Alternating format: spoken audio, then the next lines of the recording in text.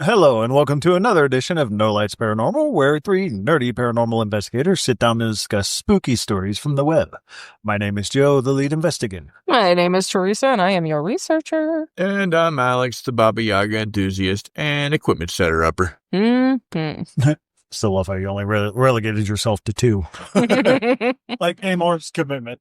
We're good. Yep. Oh, goodness gracious, guys. How has the week been? Long. It was there. Yeah. I wasn't. But I feel you. Oh, yeah. Mildly unpleasant. Only going to get worse next week. Yeah. Well, for those that are unaware, I work in the HVAC industry. So with the heat wave that's coming up, everybody and their mother is panicking. And it's going to be busy.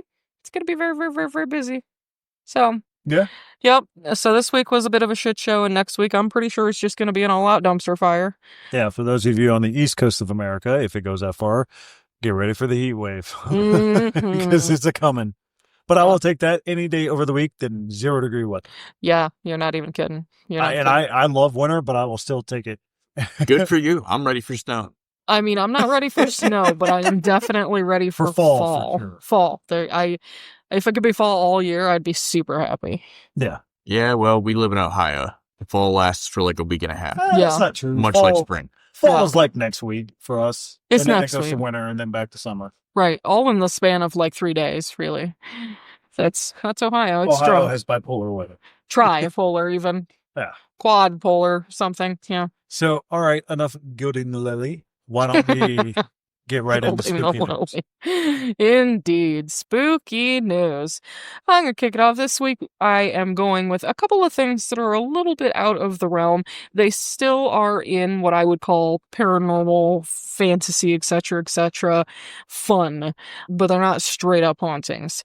So the first one is in fact a straight up haunting. It is next weekend, Friday, June 27th, at the Hyde Cemetery at Landal's Mohican Castle. There's a ghost walk and a haunted history tour. Let's take a trip back in time to the 1830s as you embark on a 1-hour guided haunted history tour of Hyde Cemetery as seen in Ghost Hunters, which I had no idea it was on Ghost Hunters, but okay. Says here that all tours now depart from the Crown and Cauldron Mercantile, which is their newly opened gift shop, located behind the Copper Mug Grill on the lower level. Leaves off 9 p.m. Please arrive by 8:45 p.m. to check in. If you plan to dine at the Copper Mug Grill before the Ghost Walk, we recommend making your dinner reservations at least 90 minutes prior to check-in to ensure a relaxed and timely experience. For this, you can go to Landal's Mohican Castle /dine. It's $27 a person. And in the event of inclement weather, fear not, rain checks will be provided for another ghostly adventure. And then we skip on over to July the 18th, so starting into next month. And I did not save this one for last. We're going to do it right now. It says, come and enjoy the brand new paranormal adventure. Ever been on a ghost investigation? No worries. I'll guide you along the way. A 3-hour guided investigation, 1 hour to explore on your own for 4 hours total, $35 a ticket. Doors lock at 6 p.m. You will have a guide waiting at the entrance next to colossal cupcakes because, yes, indeed, ladies and gentlemen, this is Coco's Selfie Space at 530 Euclid Avenue in Cleveland. Friday, July 18th, 7 to 11 p.m., $39.19 per ticket. And then I go into some other fun stuff. So Saturday, July the 19th at the Green Dragon Inn on East Market Street in Akron is the Fae Masquerade. Step into the Fae Masquerade, an enchanted night of mystery, art, dancing, puzzles, and immersive storytelling beyond the veil. Well, we know where Joe's girlfriend will be. I'll probably be with her. Probably at home with the dogs. So this one definitely looks like fun. says clouds of crackling light swirled above the land of fairy, a spiraling siphon of energy that slammed into the forest. As quickly as it came, the eddy of light vanished back into the dim twilight sky. Leaves rustled and the energy shifted through Moonbrush Forest. The trees, reaching nearly as high as the mountain, groaned and seemed to move their weight as they stretched their branches, mists churning the forest floor, creating a sheet of haze. Eyes poked out the hidden holes shaded with greenery, observing the large circles of what once was lush forest, now stood charred bramble, still smoking from the smoldering light. It goes on, but this is just super fun. I'm definitely excited. It's the Green Dragon Inn and Rubber City Cosplay presenting the Fae Masquerade. So, yep. Well, that's cool. I agree.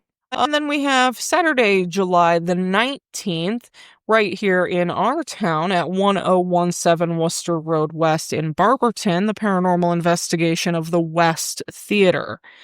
This one is the July 19th, 6:30 p.m. to 3 a.m., and they will explore the historic and absolutely stunning West Theater. And then we have another fun one. This one, we're going clear into August, and I wanted to tell you about it because it's a big one.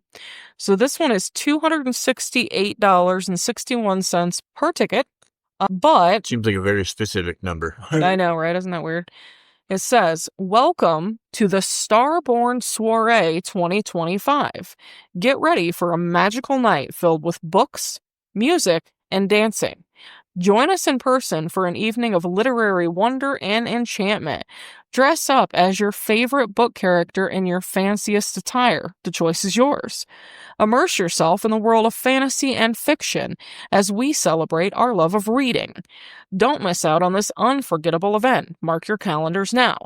Ticket price includes cocktail reception, passed hors d'oeuvres, buffet-style dinner by upscale and catering, an open bar for 5 complete hours, dancing with a professional DJ, a photo booth, several photo op stations, multiple indie author signing tables, a best dress contest, raffles, and more. A portion of the ticket price will go to the Cleveland Animal Protective League. Event is 18 and over. Proper identification required, and wristbands must be worn in order to partake in alcoholic beverages. So this one looks super fun. It's a big, beautiful building. It is the Greystone at 103 South High Street in Akron. And again, that is Saturday, August 23rd from 6 to 11:30 p.m. I just thought that looked like a lot of fun. But that is your spooky news. Nice spooky news. I do like the Fae Masquerade. That is actually pretty cool. Yeah, I'm excited about that one. I really do want to go to that one. Yeah. I mean, technically, since you went to August, I have 2 weird spooky newses that I don't know. It'd be a hell of a heads up for people. Sure, go. So August 29th through the 31st is Nightmare Weekend in Cleveland. It seems like one of those like convention type things. They're gonna have like horror cosplay. Kane Hodder is gonna be there. Oh, neat. For those of you who don't know, he was Michael Myers. No, I'm sorry. Jason Voorhees. I fucking suck. Wow. I just totally got my guys mixed up. Hold on. Just wow. Give me your card. I know. My paranormal card is revoked. Yep, give me. I'm so sorry. Confused Michael Myers with Jason Voorhees. I'm sorry. Wow. I fucking suck. I mean, I'll give you a little bit of credit because at least Jason wears a mask. I mean, but so does Michael Myers. So. It's true. They both wear masks, but no, that was a big oopsie. Big oopsie. I felt like people who were dead with a car accident right there. Literally. You just wrecked somebody's car. Like, did you seriously just say that, dumbass? That said, also appearing will be Ari Lehman, yet another Jason. And I don't remember which one he was in though. And for a little bit of saving grace for my wife, Brad Loree will also be there. Oh. Who played Michael Myers in Halloween Resurrection. I thought he played Jason.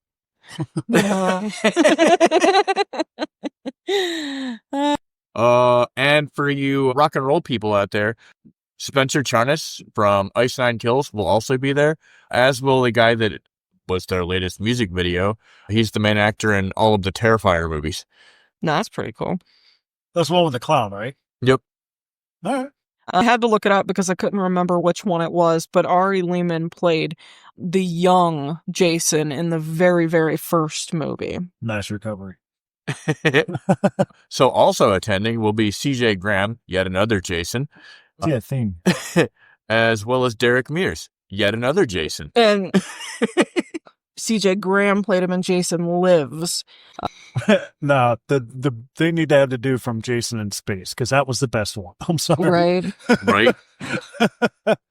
And then for the furthest out event that I noticed, and it just popped up on my newsfeed the other day, which I think is cool, is the Vampire Circus is going to be at the Akron Civic Theater on October 24th. Nice. No kidding. That is kind of neat. What's up with that one? I'm going to have to look that up now. I mean, Well, if I could spell, that'd be even better. the gig is in the name. Yeah, it kind of is.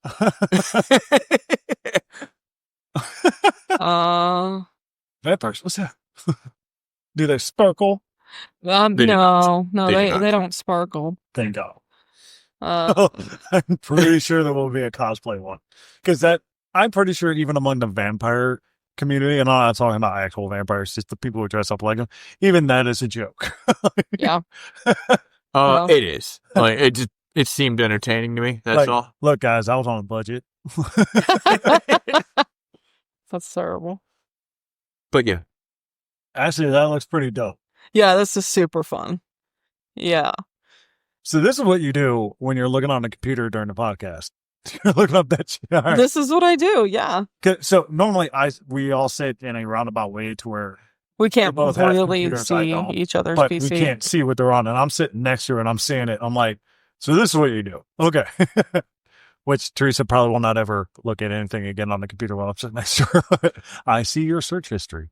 to be fair, I mean, that's Vampire okay. Circus, much different than the Vampire the Masquerade live action role playing that Yeah. I once attended at a hotel in Cleveland because my buddy got asked to DJ there. Oh, okay. I That mean, gives me a migraine.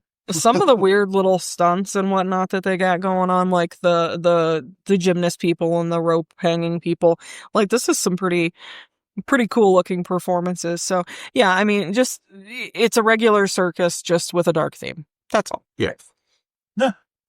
Anyways, looks cool. Mm-hmm. Might attend, might not. Depends on my work week. Man, I don't even know how long it's been since I've been to the circus. Holy shnikes. I'm at one every week. Well, I'm not sure work We work counts. there. Oh, goodness. So, all right, let's jump into the story. So who's going to go first? You know, I haven't gone first in a long while, so I think I've got this one. Go ahead. Okay. Carry on. There's half our episode. Carry on, Lee. Basically. So I have decided to cover the haunted Jerome Hotel. This place is in the heart of Aspen, Colorado. It's nestled in the backdrop of the incredibly beautiful Rocky Mountains. Lots of history. History as rich and unsettling as the mountains themselves. The Jerome Hotel is known for its grandiose architecture and its prime location. It's seen its fair share of glamour, wealth, and tragedy. But most don't know, however, that beneath its luxurious facade is a historical landmark that lies tangled in history of misfortune, death, and the inexplicable. Long before Aspen became the winter wonderland for the wealthy and famous, the land that now holds the Jerome Hotel had its own dark and storied past. The Ute Native American Indian tribe, who once roamed freely across the highlands of Colorado, had legends of a haunted ridge near the Aspen Mountains. Local stories from these early tribes spoke of spirits that roam the land restless and vengeful, cursed by ancient betrayals and untold losses. In the mid-1800s, European settlers and miners began to move into the area, drawn by the discovery of silver. In the 1870s, the silver boom was in full swing, and Aspen quickly grew from a mining outpost to a bustling town. It was during that time that the land where the Jerome Hotel would eventually be built saw its first hints of tragedy. The Jerome Hotel was originally built in 1889 by an enterprising man by the name of James Jerome, hence how it got its name. He was a wealthy industrialist from Denver who sought to establish a luxury resort in Aspen, capitalizing on the town's growing fame as a mining hub. The hotel's design was a pretty ambitious one. It was built in a Victorian style with intricate, hand-carved woodworks, ornate glassworks, and towering spires that seemed to pierce the sky. The hotel was one of the grandest buildings in Aspen, with 100 rooms, including a large ballroom, luxurious dining spaces, and expansive balconies that offered stunning views of the surrounding mountains. But even at its inception, there was a sense that something wasn't quite right. As the foundation was laid, workers reported strange occurrences. Items would go missing, tools would disappear, the eerie cold spots were felt in certain parts around the site. Some even claimed to hear whispers in the wind, almost like voices from the past calling out warnings. Despite all of these strange happenings, the hotel was completed, and in 1890, the Hotel Jerome opened its doors. However, the hotel's splendor didn't last long.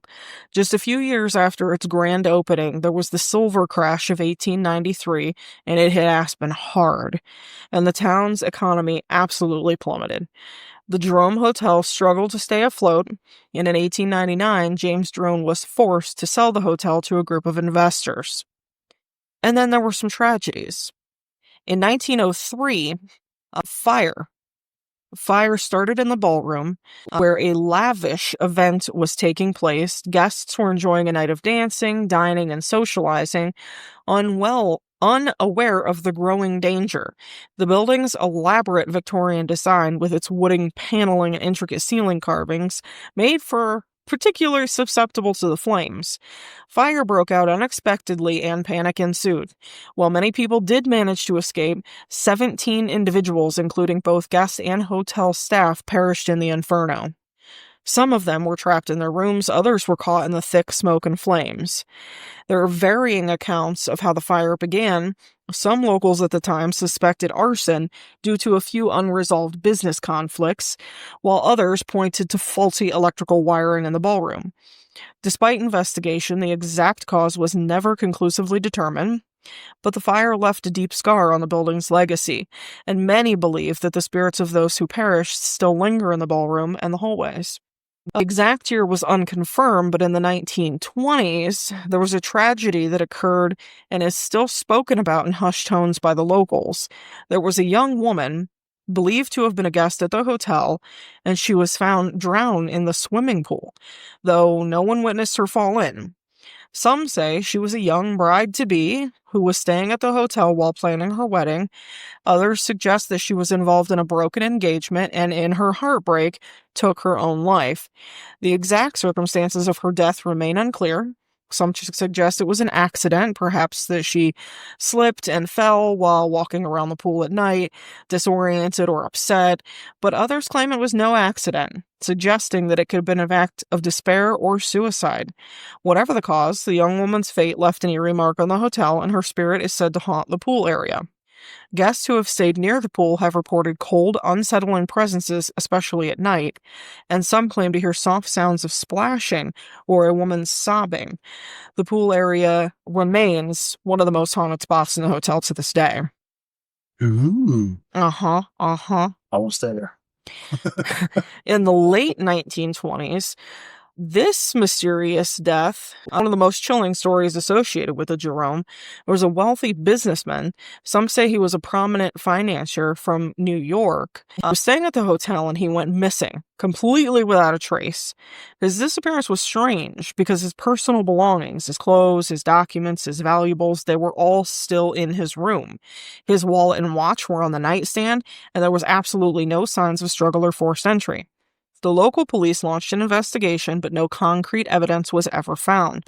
Some locals whispered that the businessman had made enemies in Aspen, possibly due to business dealings gone sour. Others speculated that he'd been involved in foul play, possibly murdered and dumped in the mountains surrounding the hotel.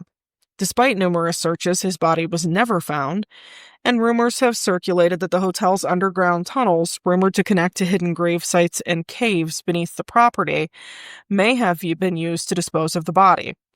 The mystery of the disappearance has fueled speculation for decades, and some believe this businessman's spirit haunts the hotel, roaming the halls, and sometimes appearing in mirrors, his face distorted with fear.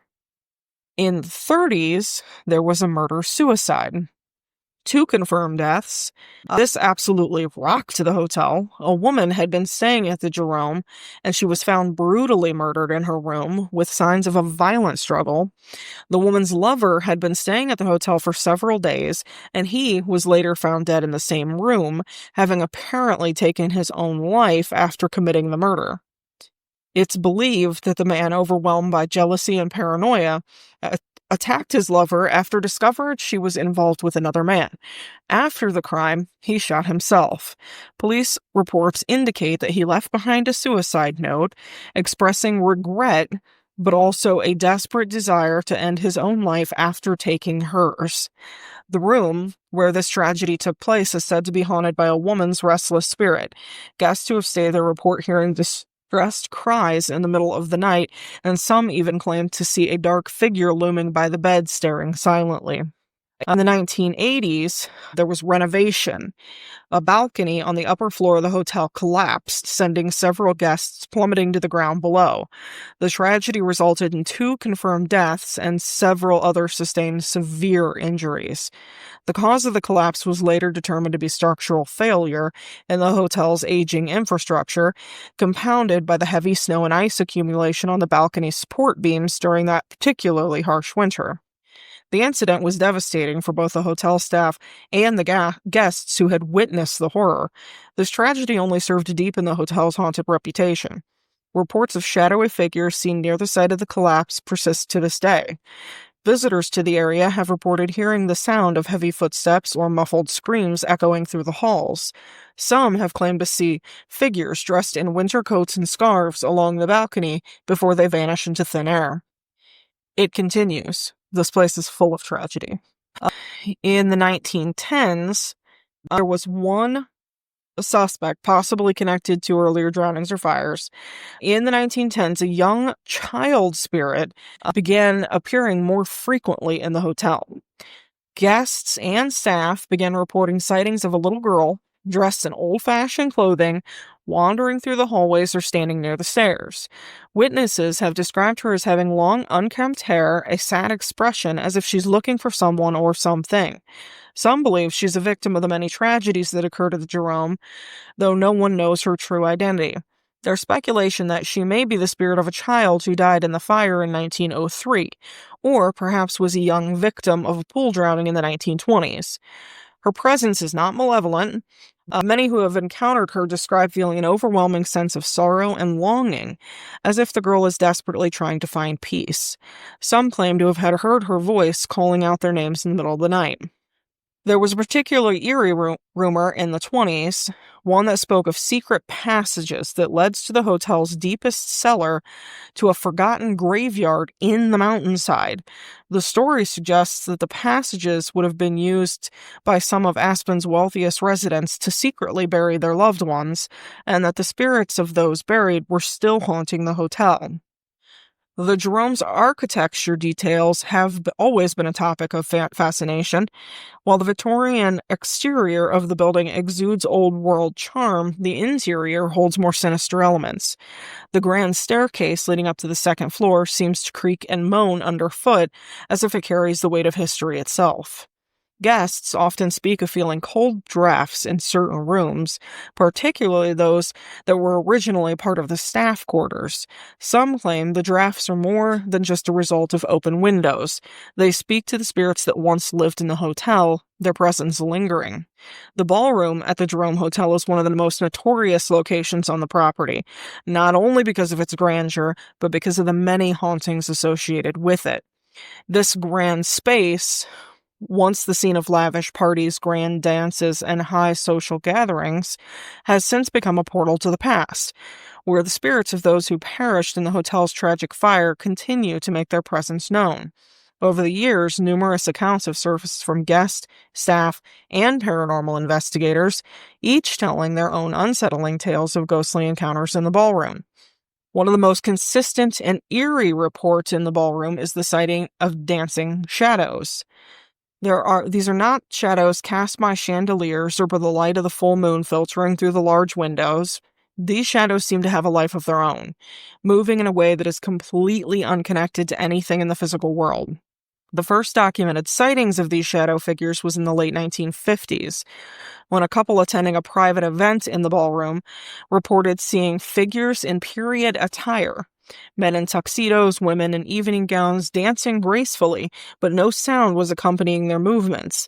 The couple described the figures as flickering, almost like shadows caught in candlelight, but they were real enough to be seen with the naked eye. When the couple mentioned the figures to the hotel manager, they were told similar sightings have been reported by other guests over the years. One particularly chilling account from a local historian who stayed at the hotel in the 1970s described seeing a couple dancing at the far end of the ballroom. The couple seemed unaware of his presence, moving in a slow, almost mournful waltz. When he stepped closer to observe, the dancers vanished into thin air, leaving only a cold chill in the air and the faintest trace of perfume lingering behind them. There is also a ghostly phantom orchestra. Another unsettling feature of the ballroom is a mysterious music that sometimes fills the room seemingly from nowhere. Guests have reported hearing the soft strains of a waltz or classical music echoing through the ballroom's high ceilings, particularly on quiet, still nights. What makes these occurrences so eerie is that there are no musicians present, nor is there any source for the music. One particularly famous incident occurred in 1982, when a wedding reception was being held in the ballroom. Just as the bride and groom were about to cut the cake, the music from a grand piano could be heard playing softly in the background. And several of the guests, assuming it was part of the celebration, turned to look at the piano, but nobody was there. The piano was unoccupied, and the music continued as though being played by invisible hands. When the piano was checked, the keys were not pressed, yet the melody continued as clear as day. The music would stop abruptly, without warning, and at times guests reported feeling a sense of overwhelming nostalgia or sadness, as though the music was stirring forgotten emotions or lost memories from another time. A lot of hauntings are not witnessed by a whole lot of people. This one just happened to be witnessed by over 150 wedding guests. Huh. What? Uh-huh. They witnessed the same thing. 150 people. 150 people in that room witnessed the piano start playing just as the couple was about to cut the cake. Yeah. And that was just the guest list. That doesn't account for the bride and groom themselves, plus all of the staff that was helping feed people. And it wasn't one of those a player piano. It was not. Okay. It was not. It was a standard grand piano. Interesting. Mm-hmm. There's more. I'm curious if 150 people saw different things, but no, they heard the piano playing. Yeah. But there was, nobody sitting at the piano. Possibly the most famous haunting in the ballroom is the appearance of a ghostly figure, a woman in an old-fashioned evening gown, often described as swaying slowly as though lost in her own dance. Guests have reported seeing her near the center of the room, or close to the massive windows which offer a view of the Aspen mountain. Her appearance is always accompanied by a sense of intense sadness, as though she might be trapped in the ballroom reliving a tragic moment from the past. Several staff members over the years have encounters with this spirit. In 1990, a night porter named Charlie was tasked with locking up the ballroom after a private event. He entered the room to check the lights and heard soft footsteps echoing behind him. When he turned around, he saw the figure of a woman standing at the far end of the ballroom, gazing towards him. She was wearing a long, flowing gown and had long, dark hair. Charlie described her as having a sad, almost lost expression that he could not bring himself to approach her. When he tried to speak, the figure vanished, leaving only the sound of footsteps, as though she was still pacing the ballroom. Guests have encountered apparitions often report an overwhelming sense of loss and grief when they are near her. as if she might be mourning something or someone that had been taken from her long ago. In the ballroom, there is also an antique mirror that holds a particular connection to one of the spirits in the hotel. Over the years, numerous guests have reported seeing strange distortions or figures in the mirror's reflection, even when no one is standing in front of it. One particularly chilling account from the early 2000s involves a couple that were attending a charity ball at the hotel. After the event, the couple took a moment to admire themselves in the ballroom's mirror. As they looked at their reflections, they saw the figure of a man in a black tuxedo standing behind them. The man appeared to be smiling, but when they turned around to look at him, no one was there. That wasn't the first time that this had happened. According to hotel staff, the mirror is known for showing reflections of people who aren't present. The figures seen in the mirror sometimes appear to be faintly translucent, and in some cases the reflections appear to be wearing clothes from a different era, much like those seen in the ballroom's shadowy walls. As with many haunted locations, the ballroom is also known for cold spots, areas where the temperature drops significantly for no apparent reason. Guests and staff alike have reported seeing a sudden chill that seems to come from nowhere, particularly in the corners of the room or near the balcony overlooking the lobby.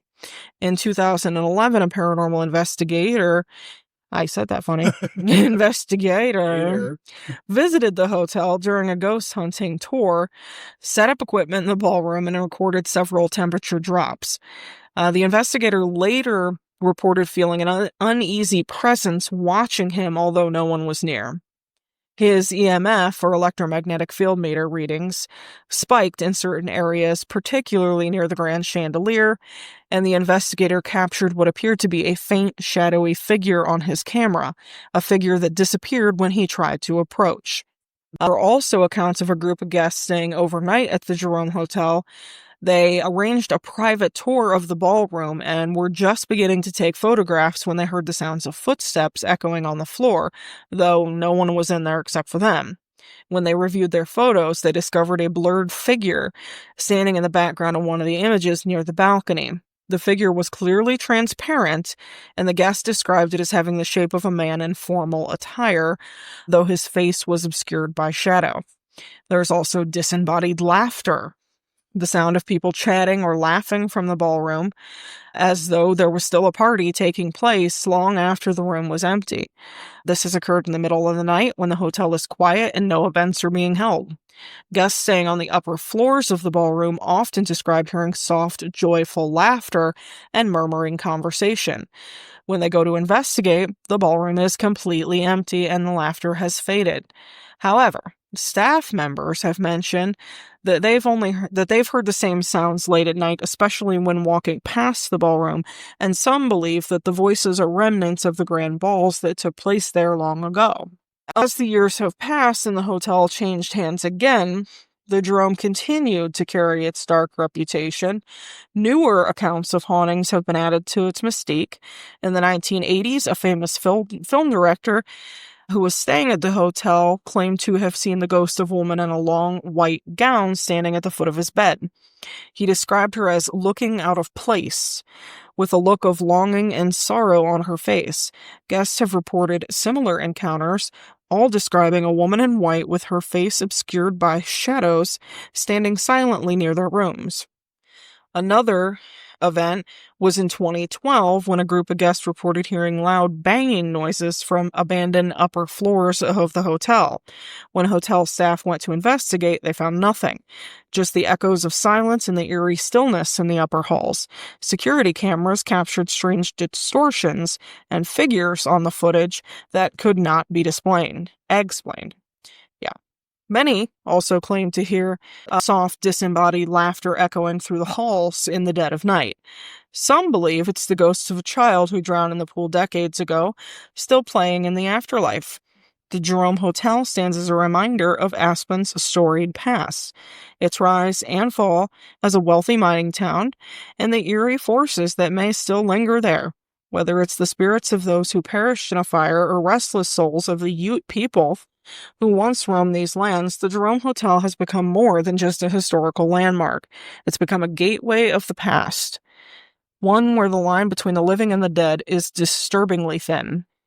Though the hotel continues to serve guests, its haunted reputation has only drawn more visitors, both those seeking the luxury of its rooms and those hoping for a glimpse into the supernatural. If you find yourself at the Jerome Hotel, beware. Not everything you see may be along the living. Yay! Yeah. Oh, yeah? That was Yeah. a very long story because that place has just got so many hauntings that you can't take 5 seconds to talk about them all. It's like a whole freaking novel. So yeah, and that's the reason why I covered it, because I thought there was just how can so many fucking hauntings cram themselves into one building? Somehow it manages. Yeah, well, history. I feel like hotels have that ability, right? True. Well, If any place does. Like, yeah, any guest that stays there, I mean, especially if they're open for a long time, yeah. So yeah, very, very haunted place up there in Aspen. Don't know if I'll ever be afforded to go play up there, but I don't no. know if I want to go play up there. That place is so... I call it Inflation City. Sorry if that sounded weird. Well, it is in fact the playground of the wealthy. All right. So if That is Something my over? story. all right, Alex, you want to go or you want me to go? Totally up to you, good sir. Well, I'll go because mine's not as long. Sorry. But, mine has a little personal history into it because I've actually seen one of these. However, I'm going to Iceland this week and talking about some folklore up there. I tried to get the translation of it because I didn't want to butcher it, but my phone was not letting me do it. It's going to let me fail. So I'm just going to not pronounce that and call them the hidden people. I want to point out something real quick, and I think that you did it on accident because I don't know that you have the login information that we have for our podcast stats. But we randomly got new listeners from Iceland this week. Yeah, no, you told me last night. Oh, did I? Yeah, you did. That's why I looked up Iceland. Like, we're going there. Fair enough. Yeah. No, you literally told me that last night. So a little bit folklore with this, but there's also a really cool hidden thing that I didn't know Iceland had. And it's pretty fucking phenomenal. And I kind of want to go. Cool. So, of course, we're talking about elves. The most common elves in Iceland are called the hidden people. They are very similar to us, just slightly taller, thinner, and more beautiful. The elves, as they are depicted in Lord of the Rings, is typically how they look. However, and I'm going to butcher this, Cimmerian? Apologies. They look very much similar as they are described in Norse mythology. Okay. Says it's not common knowledge, but he was influenced... Hold on. I think I skipped over a part of this article. Nope. All right. So it's not common knowledge, but he was influenced by the Icelandic sagas and Norse mythology when he wrote the stories about Lord of the Rings. However, it goes on to talk about a lot of the different elves stories in this article that the guy who wrote it talks about. There are some of the elves up there. Let me see if he has a name for it. Well, he doesn't actually have a name for them, but there are stories up there about elves that look similar to humans, but they're not strongly built or have soft, slender features, narrow bones. They don't have typical ridges that humans do in their face. So, but they generally look and behave as humans do. And obviously we all know that they eat, sleep, and like we do and all that. But here's where it kind of got a little bit personal for me. It says that these elves typically come out around New Year's Eve, Christmas, midsummer, and another one, but I can't find it. They typically only come out around those times. For whatever reason, winter solstice, summer solstice, stuff like that. Fair. And this is where it gets a little interesting for me because one Christmas, and I don't know if I've told this story on the podcast before, when I lived in Akron with my family in Kenmore. And one Christmas, it was snowing out pretty bad. I'm in the house. I'm upstairs playing video games because I was maybe 17 at the time, I think. And the next door neighbor, Mary Adamoff was her name. Since passed, but she was a great woman.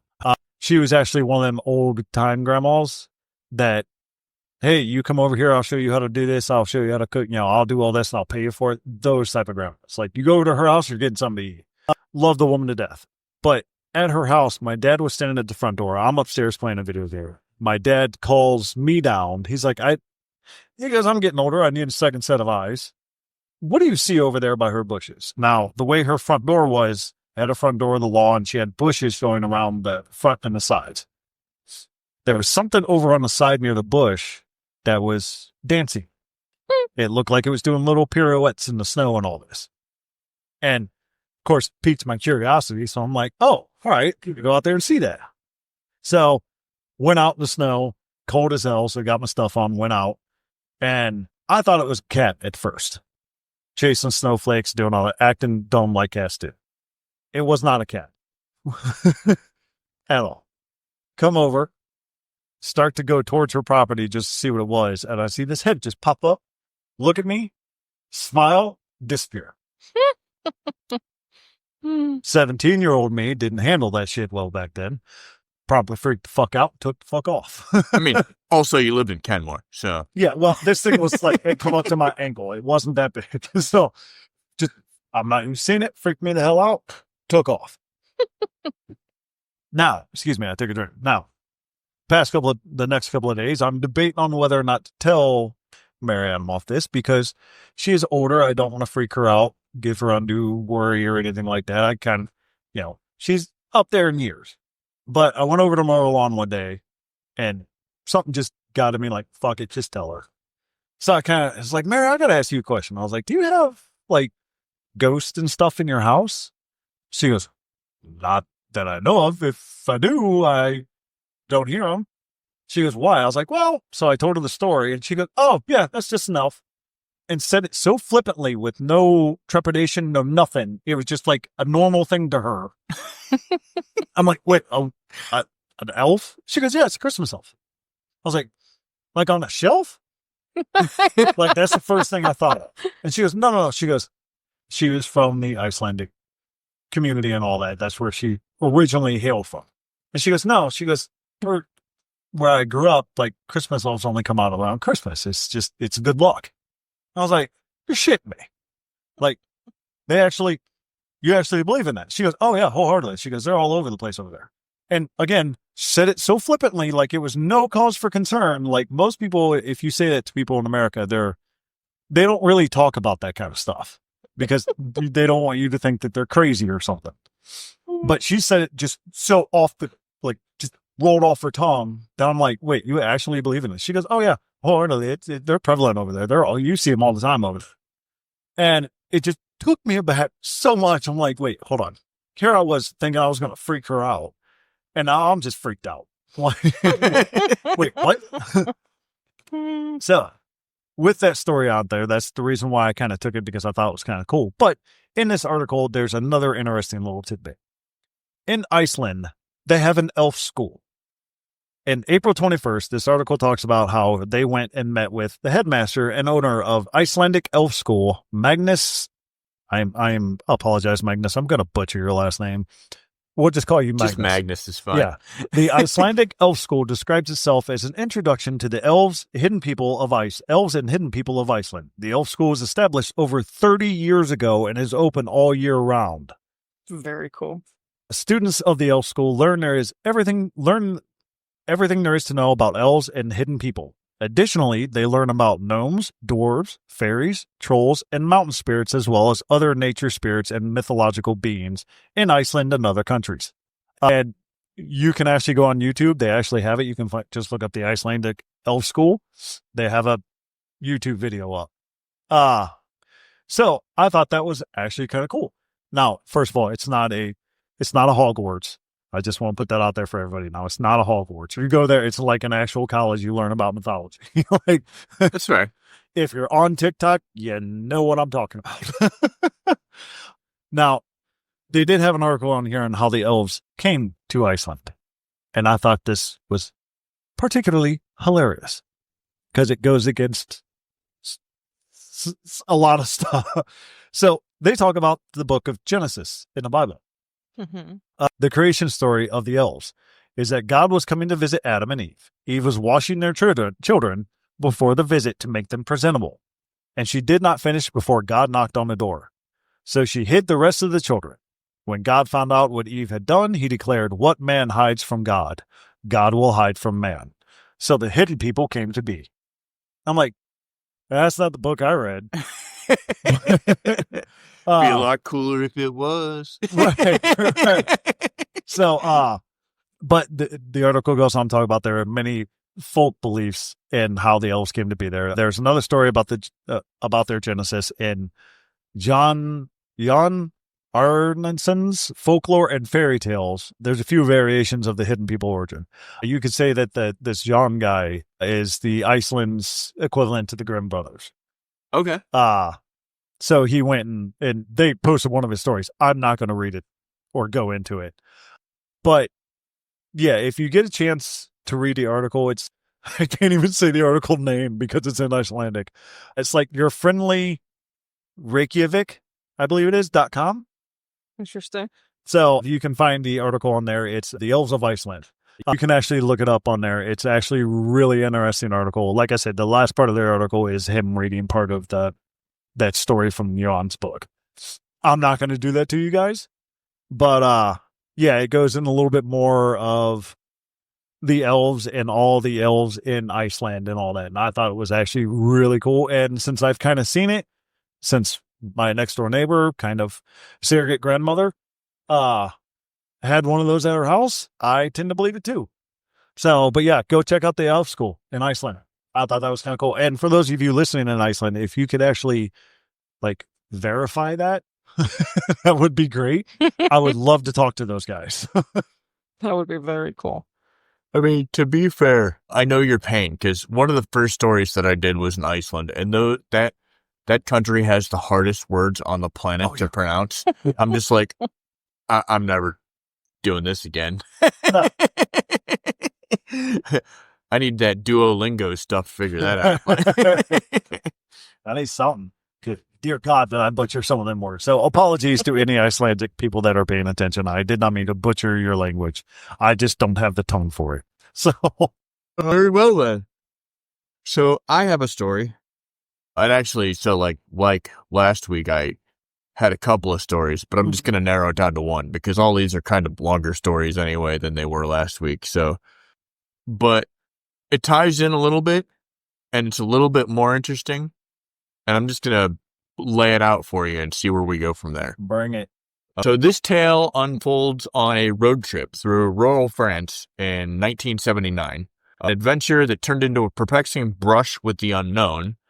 In early October of that year, two English couples, Jeff and Pauline Simpson and Len and Cynthia Gisby, set out from Dover for a holiday in Spain. They drove their two cars down through France without incident for several days.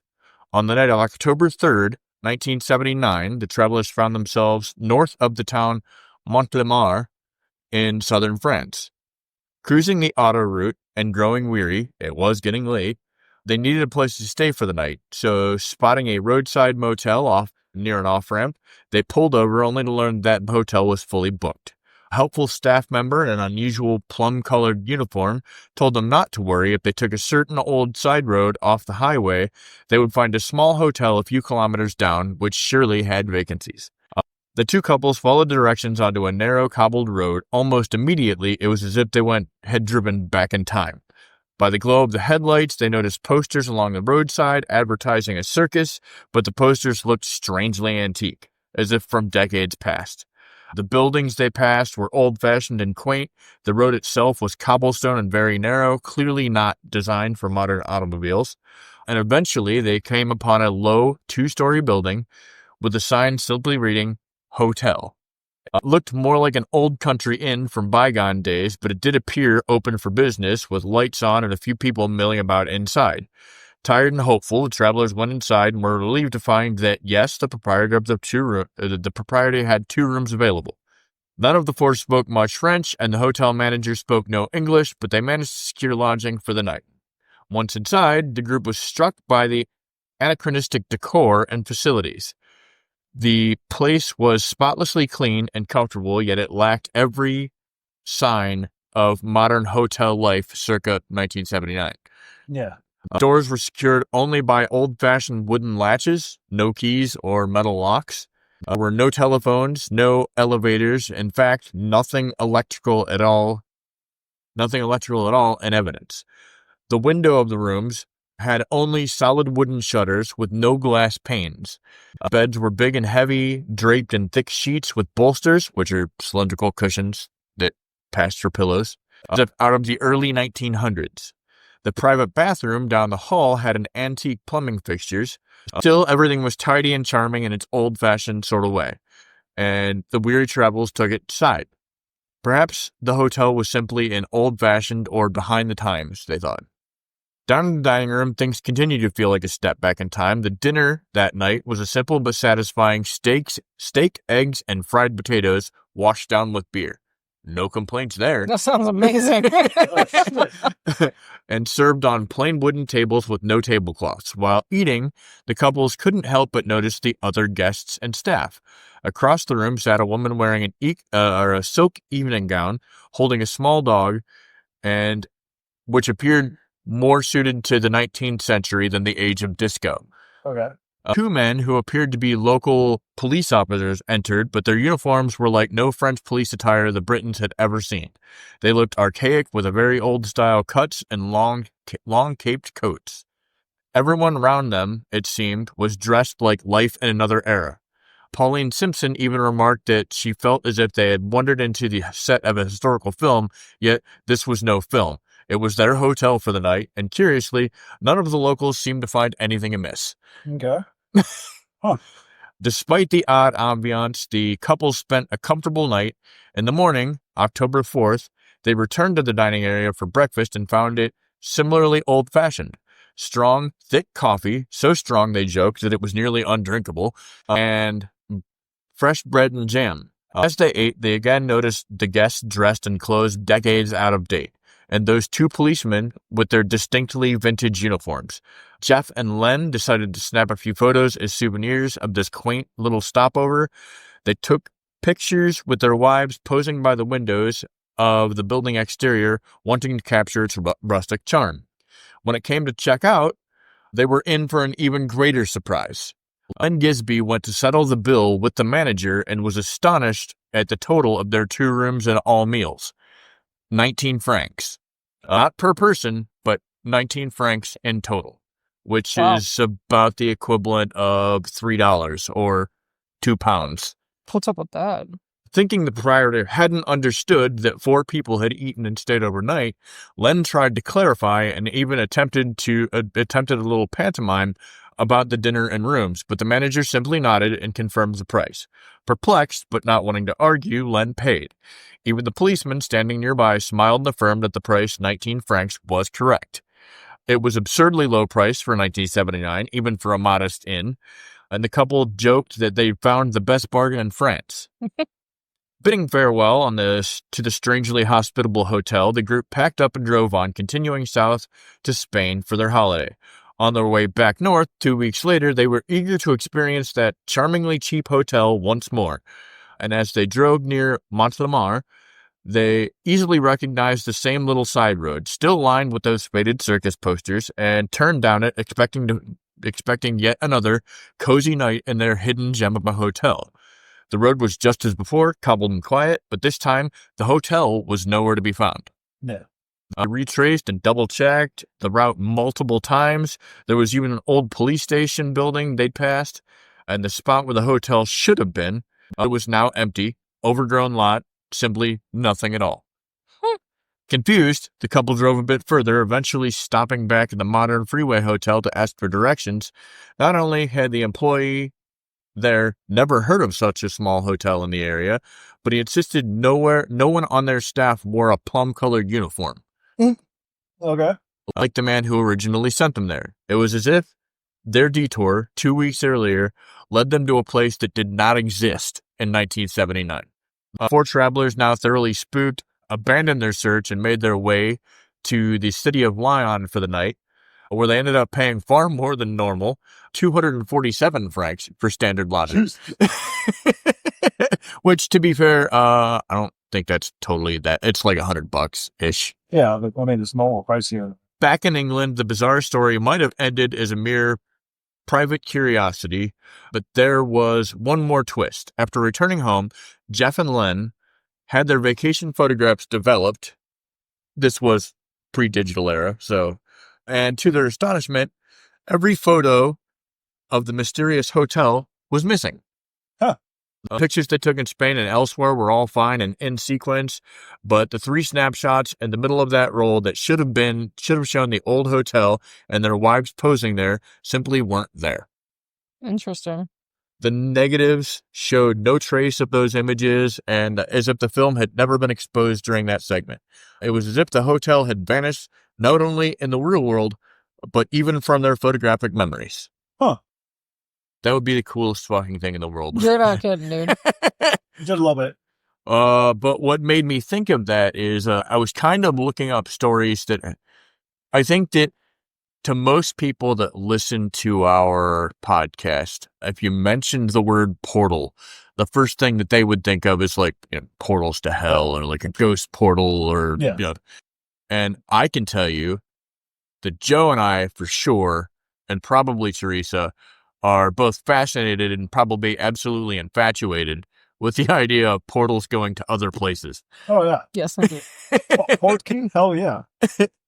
And the reason that I looked up some of these portal stories is that in a lot of, the time slip stories that I mentioned last week, if you start looking around in different, seem to be maybe some type of portal involved. Like they crossed through something didn't feel right, yada, yada, yada. A week later, they came out of the cave, and it had only been a couple hours. It's crazy, isn't it? And that shit happens all the time. Yeah. And everywhere. It's not really segregated to like one area. No. And I'm kind of curious. We'll save that for the round table. Love it. Which is next week, by the way. So, but no, like, a month already. Dude, I know, right? Flu. So there was another one in France prior to that. In 1901, 2 English women, Charlotte and Eleanor, visited the historic royal estate where, what was her name? The Anne Boleyn stayed. Yeah. They had a similar experience. They walked into a room and it just seemed like the whole atmosphere changed. And they started passing people that were like literally in 18th century garb, despite it being 1901. That's crazy cool. And then it has happened, clearly it's happened recently, but like, so there was another lady in Riverside, California in 2006, Carol Chase. She was traveling with her dog from her home in San Bernardino to Paris, California for the sheepdog trial competition. Rock on. So she was passing through her old hometown of Riverside, California. Okay. Only, like, the name of this article was The Other Riverside. Yeah. She went to this place. She was going to look at her. They're all homes from like the 1920s era. Yeah. Apparently she pulled up. None of the houses were right. Huh. They were all wrong. Some of them were just missing. Yeah. She decided to swing by the cemetery where her whole family had been buried. Mm-hmm. The cemetery was just gone, did not exist there. What the heck? So freaked out, she went home. And then when her dad passed away a couple years later, he was supposed to be interred in the cemetery in Riverside. So she was terrified and had anxiety of going back to Riverside. And like, it wasn't there the last time she was there. And everything was back to normal. That's crazy cool. Huh. Yeah. So like just weird time slips and portals and loopholes and Baba Yaga shit. Yeah, exactly. Baba Yaga shit. That's exactly what I was thinking. That's crazy. But fun Baba Yaga shit. Yeah. Well, for us. I mean, for them, probably not so much. Only if you make it back, right? Very true. Valid. Very, very true. All right. I love it. Well, we passed our hour, so give them the socials, wife. No, of course. Feel free to reach out to us. I mean, one of the things that you can do too is I actually got an email message this morning regarding an investigation that somebody would like for us to take on. So just know that you can reach out to us in email. You can reach out to us any way, and we will help. You can find us on X at No Lights Para. That's Para. No Lights Paranormal on YouTube, where you can check out investigation videos, live footage, and EVPs as well. You can find us on Facebook at No Lights Paranormal, or, of course, email us at nolightsparanormal@gmail.com. Fantastic. So another good week, another week in the books. Yep. We love you all. Indeed. Absolutely. Indeed. We'll see you next week for the roundtable. Take care of yourselves. Between now and then, don't fuck with the Baba Yaga. You take it to a portal.